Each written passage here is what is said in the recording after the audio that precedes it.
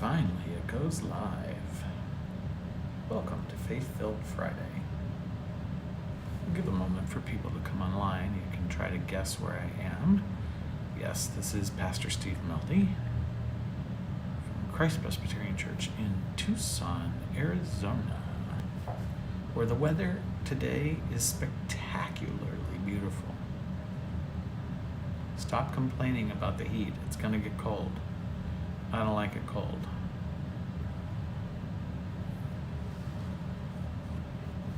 But it's going to be a beautiful day. Welcome to you. While I get a few things set up, I've got you pointed this way. While I make sure things are running. It's nice to be with you. Know that as you watch this, you're about a minute and a half behind where I started, simply because it takes a little while for everything to get hooked up and then the message to get from where I am to the central source to be interpreted, read, reinterpreted, and pushed out on the internet. So it's always a minute or so behind. So I'm always having to check. Nancy Pinkerton, you're online with us. How nice. I miss you all. I miss you living around the corner from us. Vera Schlichter, nice to see you. Let me show you, hello Ann Larrabee. Let me show you kind of what ministry has become like, although you can't fully see it because I'm broadcasting from my phone. But my phone is sitting there. The new warm light to light my face is there. My double screens are there, which I don't need for this projection. The iPad is here. That lets me know those of you who are watching on Facebook. And then I'm here. And so, getting things set up. Isn't that nice? My face is so nice and light with that light behind me. We're getting so fancy here, aren't we? Mary Ellen, nice to see you. Good to have you with us. Don't worry, I'm alone in the room. It's okay. It's not a corona cough. It's just a cough. I'm all good. It's nice to see you all on Friday. Ever read this book? We're going to talk more about it in just a minute. Once I know it's noon, which is about 2 minutes from now, my time.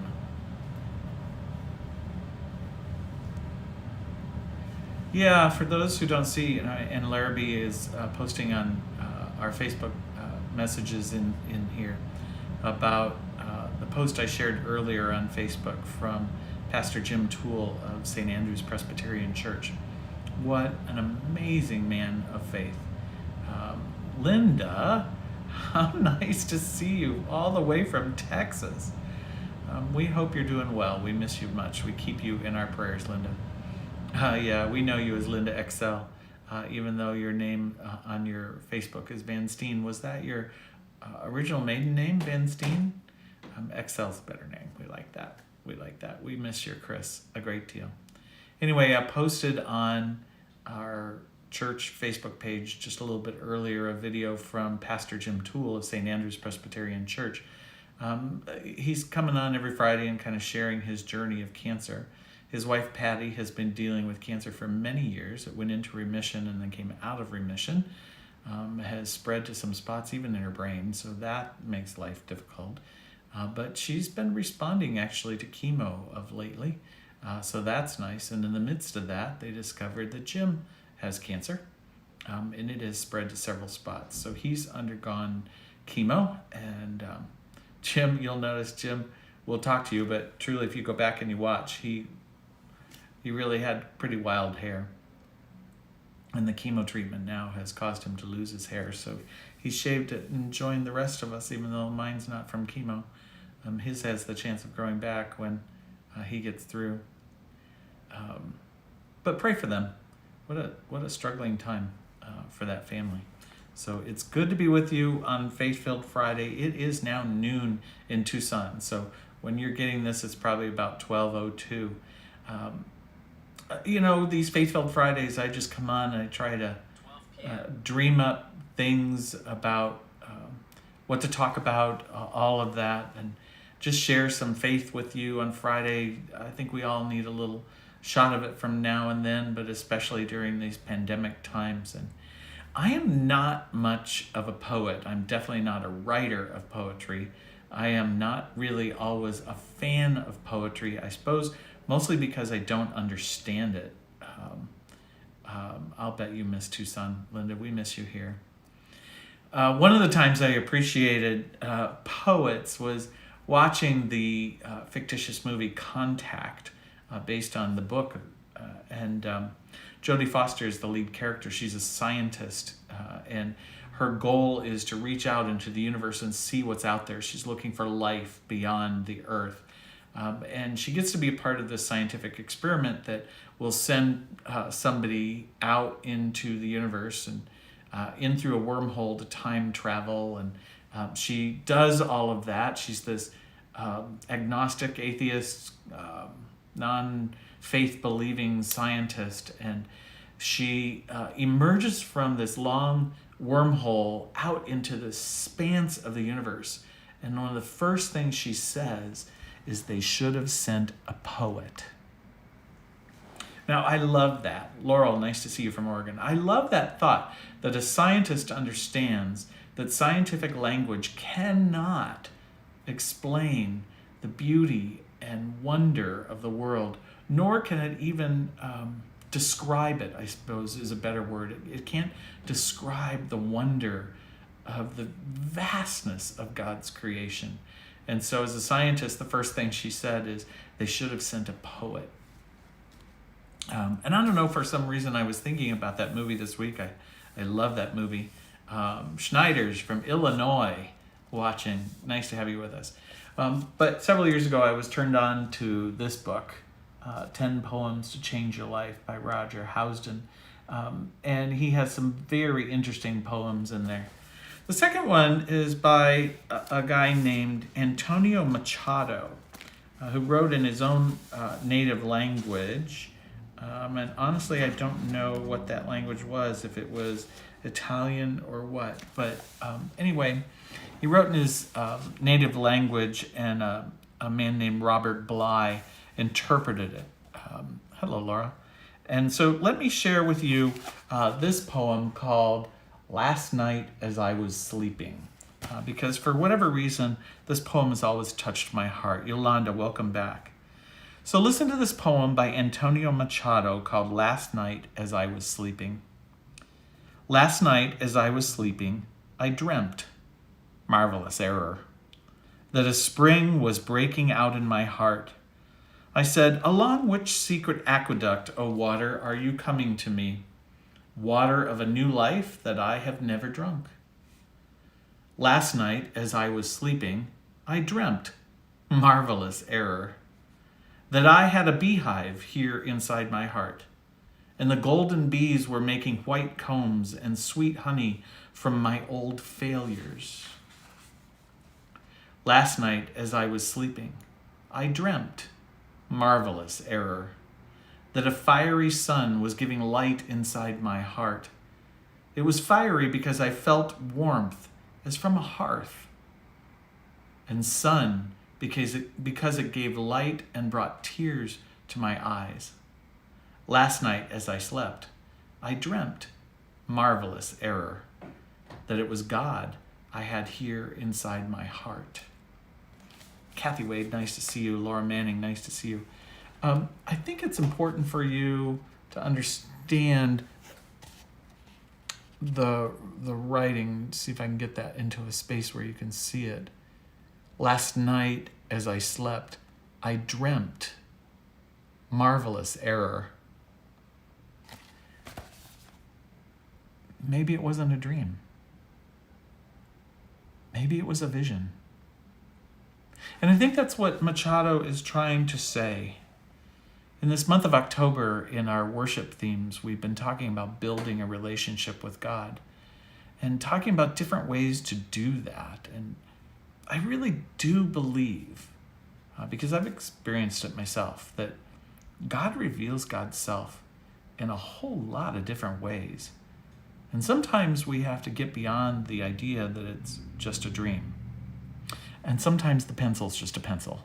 Sometimes it's just a dream and it's silly and weird. Last night I dreamt, speaking of, and I dreamt that I was at this weird kind of country restaurant sitting at a table with 3 people I didn't know. And they finally giggled and they looked at me. This is how vividly I remember it. And they looked at me and they said, "Don't you know who we are?" And I said, "No." And they said, "We're CCR." I got so excited because I was having dinner with Creedence Clearwater Revival. Okay, that was just a dream, right? But what Machado is saying is that some of these things that are happening in his life, where a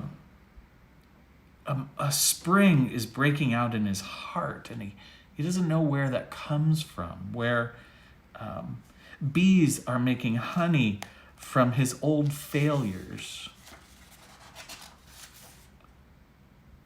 where a fiery sun was giving light in his heart, and he felt its warmth. And then he concludes by saying, "Last night as I slept, I dreamt, marvelous error, that it was God I had here in my heart."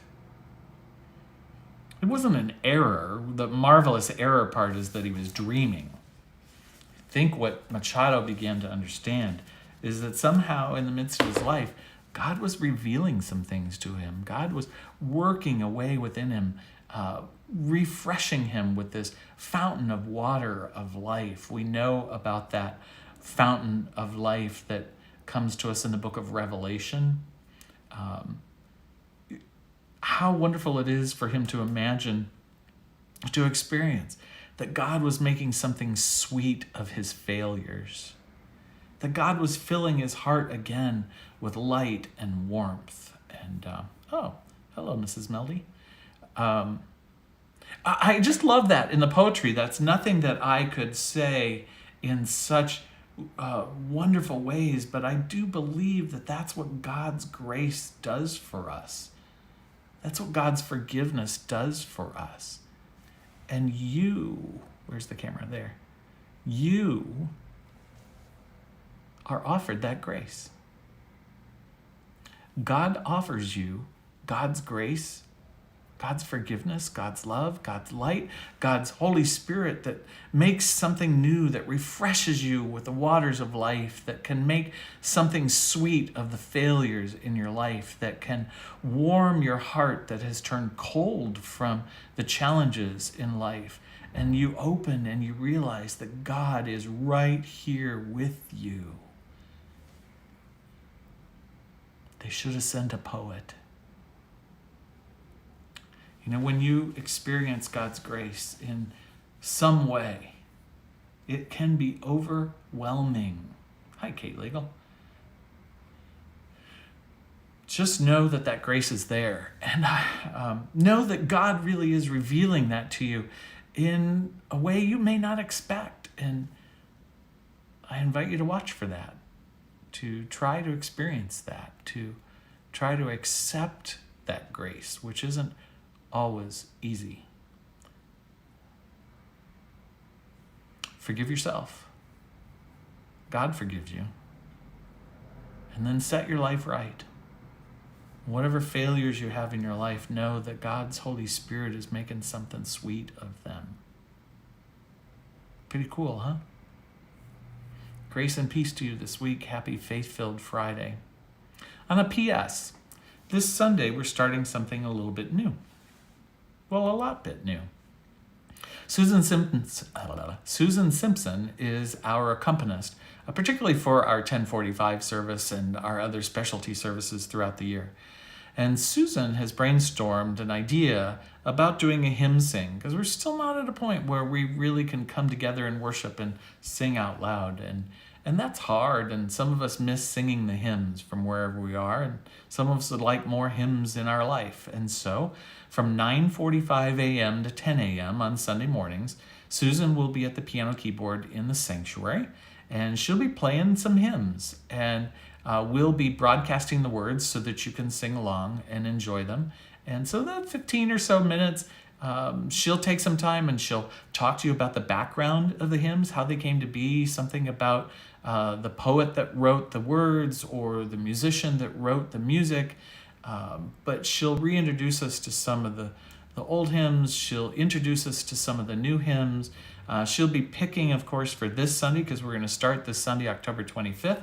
But she's also open to your requests and your suggestions and your ideas for some of the hymns that you would like to sing, that you would like to hear.